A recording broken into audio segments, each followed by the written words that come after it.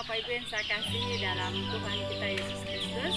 Pada hari ini saya mengajak kita membuka firman Tuhan dari Mika pasal 5 ayat yang pertama sampai ayat yang ke-14. Tema firman Tuhan hari ini adalah nubuat kedatangan Mesias. Bapak Ibu yang saya kasih dalam Tuhan kita Yesus Kristus, nubuat berbicara tentang sesuatu yang dijanjikan akan datang.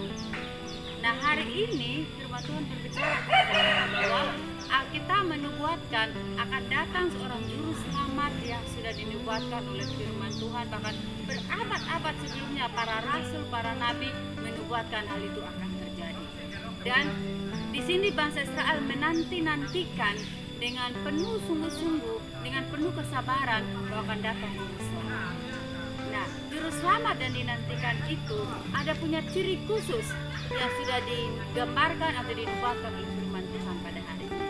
Nah, hari ini saya mengajak kita melihat ada 3 ciri dari Mesias yang dijanjikan. Ciri yang pertama adalah datang dari keturunan Yehuda. Datang dari keturunan Yehuda. Di sini jelas sekali saudara bahwa juru selamat dan dijanjikan itu benar-benar datang dari keturunan Yehuda, bukan dari keturunan yang lain. Kalau kita melihat silsilah keturunan Yesus, dikatakan ada 14 keturunan. Mulai dari apa? Dari pembuangan ke Babel, dari Babel sampai ke Yesus itu 14 keturunan, saudara. Dan ini menunjukkan kepada kita bahwa juru selamat yang dinantikan itu tidak salah. Benar-benar itu digenapi oleh firman Tuhan bahwa datang hanya daripada Yehuda.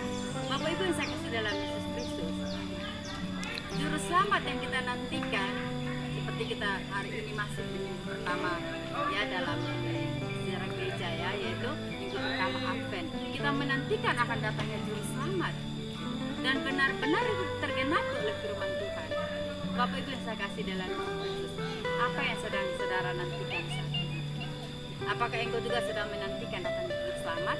Namun bagi kita yang sudah percaya Yesus, kita yakini bahwa Yesus sudah datang bagi kita ya, di dalam Yesus Kristus. Namun hari ini kita memperingati kembali bahwa Dia pernah datang bagi kita, yaitu dari keturunan Yehuda. Jadi tidak salah saudara, mungkin saudara menantikan, misalnya menantikan kehadiran seorang anak atau menantikan seorang pasangan kekasih. Saudara pasti punya ciri khusus ya, mungkin orangnya harus tinggi, orangnya harus putih, berbeda suku dan lain sebagainya. Nah, juru selamat yang dinantikan, yang digambarkan atau dinubuatkan oleh firman Tuhan juga punya ciri khusus, yaitu apa? Datangnya dari keturunan Yehuda. Dan yang kedua, ciri juru selamat yang dijanjikan oleh firman Tuhan atau dinubuatkan oleh firman Tuhan itu apa? Menggembalikan umatnya dengan kekuatan Tuhan. Jadi artinya apa? Bahwa gembala yang akan datang, Yesus dalam dirinya datang dalam dunia, benar-benar dia menggembalakan umatnya dengan kekuatan Tuhan. Di sini jelas sekali pada ayat yang ketiga dikatakan, maka ia bertindak dan menggembalakan dengan kekuatan Tuhan. Jadi juru selamat yang dinantikan itu benar-benar apa? Dia menggembalakan dengan kekuatan Tuhan. Yesus digambarkan sebagai seorang gembala, gembala yang benar-benar menuntun dombanya ke padang rumput yang hijau. Dan ini dilukiskan oleh Yesus bagi kita bahwa Dia benar-benar juru selamat bagi kita. Dia benar-benar sebagai gembala yang baik. Berbeda dengan gembala saat ini. Gembala yang hidup sesuai dengan keinginannya sendiri. Dia memimpin dengan kekuatannya sendiri. Saudara kalau lihat contoh-contoh sekarang ya, banyak orang yang mengaku gembala, tapi dia memimpin dengan kekuatannya sendiri. Dia mengandalkan hikmatnya, dia mengandalkan logikanya, dia mengandalkan pola pikirnya sendiri. Akhirnya apa? Dia cuma atas nama gembala, tapi dia memerintah sesuai dengan kehendak hatinya sendiri. Mari kita teladani Yesus sebagai gembala yang baik. Gembala yang memimpin manusia dengan kekuatan daripada Tuhan.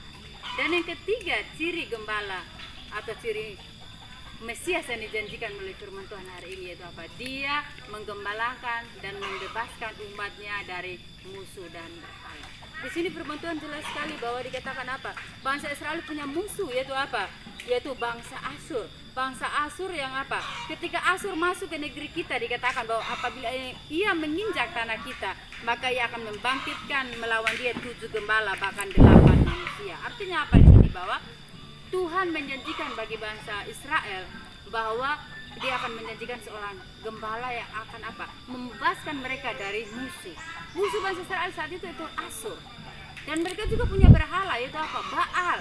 Mereka punya berhala, yaitu apa namanya itu? Anak lembu emas yang mereka sembah-sembah.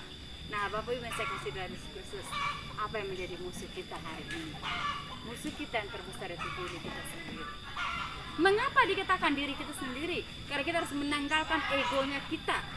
Kesenangan diri kita sendiri kita harus buang jauh-jauh gitu. Kita harus kikis semua kepribadian kita, hawa nafsu kita, keinginan daging kita, atau apalagi hobi kita, kekayaan, jabatan yang membuat kita harus kita perangi dalam kehidupan kita. Nah, mari juga melalui firman Tuhan hari ini sebagai orang yang sudah diselamatkan oleh Tuhan. Yesus sudah datang ke dalam dunia, dia datang bagi saudara dan saya. Dia ingin membebaskan kita dari musuh dan juga berhala. Dan melalui firman Tuhan hari ini kita menantikan dia yang sudah datang bagi kita dalam diri Yesus Kristus, yaitu dari keturunan Yehuda. Dia mengembalakan kita dengan kekuatannya, dan dia juga yang membebaskan kita dari musuh dan juga dari berhala.